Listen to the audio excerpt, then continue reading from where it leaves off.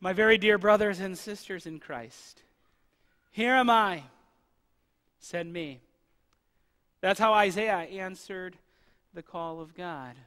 But because you say so, Lord, I will do it.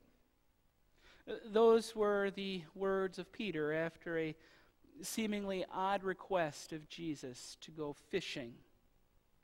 You know, I think this is going to be one of those weeks where a good number of us who are gathered here in this sanctuary are going to want really badly to be able to respond to God like that. And yet, there's also that part of us who wonders if it's even possible or practical.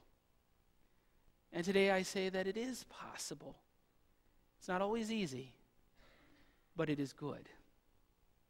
Now, when it comes to responding to God like this in tangible ways, there are studies on stewardship that show there are many different kinds of givers. You know, there are those who say, well, I'll give when I have enough to give.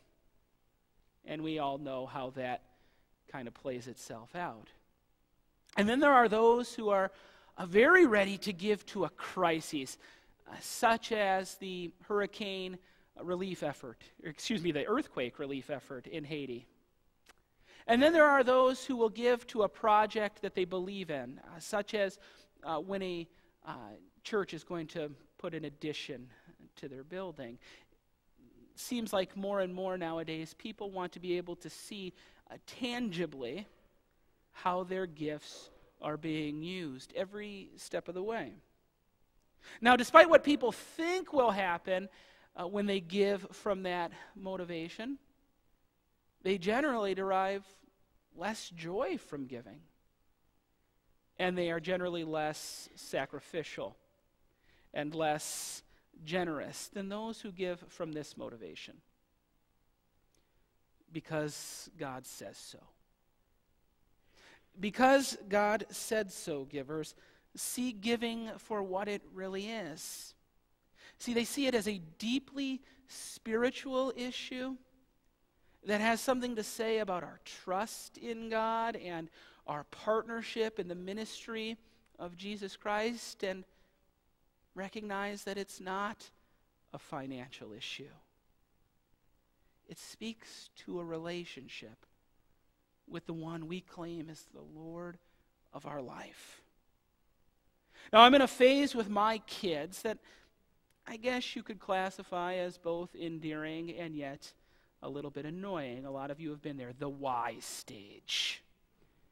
I say something to them and they ask me why.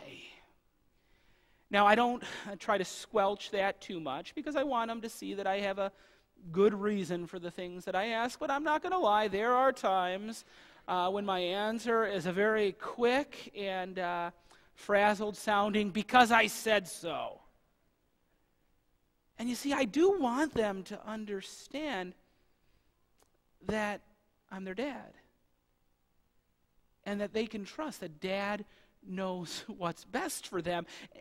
And just have that be their motivation. Now, some of you with older children probably chuckle at that because you know that's not always going to be their motivation, because all of us are wired to do things based on the benefit that we will receive.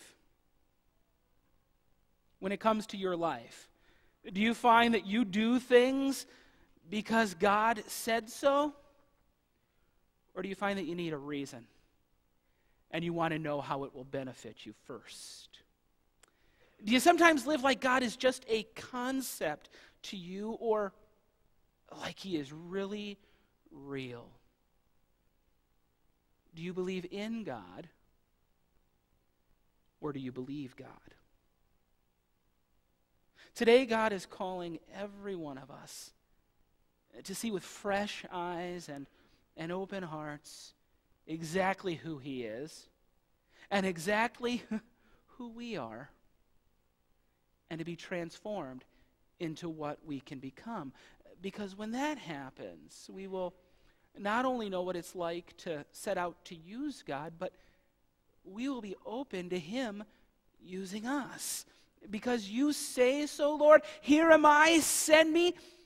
That's not stuff that we just expect that other people around us are saying. It becomes our statement of faith. So Isaiah chapter 6 shares this encounter that Isaiah had with God that really changed him. And I think this is one of the most amazing exchanges recorded in the whole Bible. There's Isaiah surrounded by angels at the temple, and he gets a vision of God sitting upon a throne, high and lifted up. And the angels proclaim, "Holy, holy, holy is the Lord of hosts. The whole earth is full of his glory." And we read that the walls literally shook.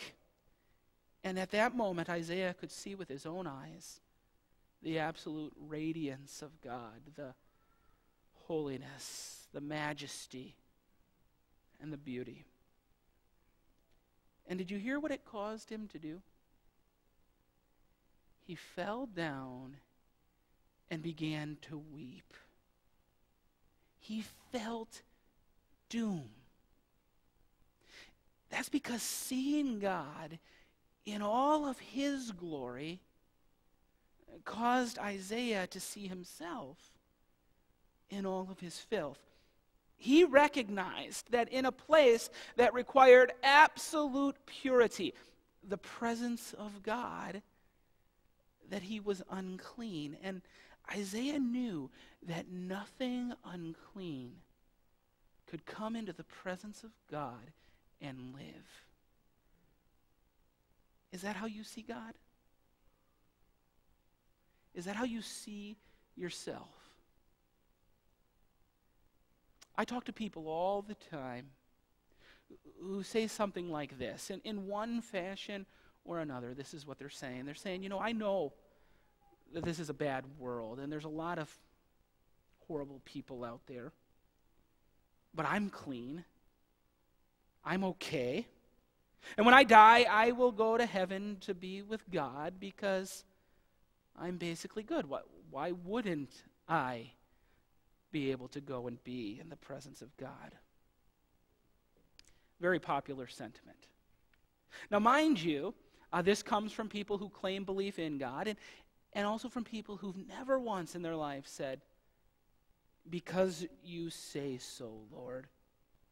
Oftentimes they survey their life and they determine that they can't believe certain things that the Bible teaches about their priorities or about money or about sex or about anything else that doesn't quite fit into their predetermined world. It's too regressive. It's too stifling to them. And what they really mean, if you translate it a little bit, is this. They mean, I've measured myself against my standard or against the standard of those that I think are worse than me, and I don't see any reason in me for woe.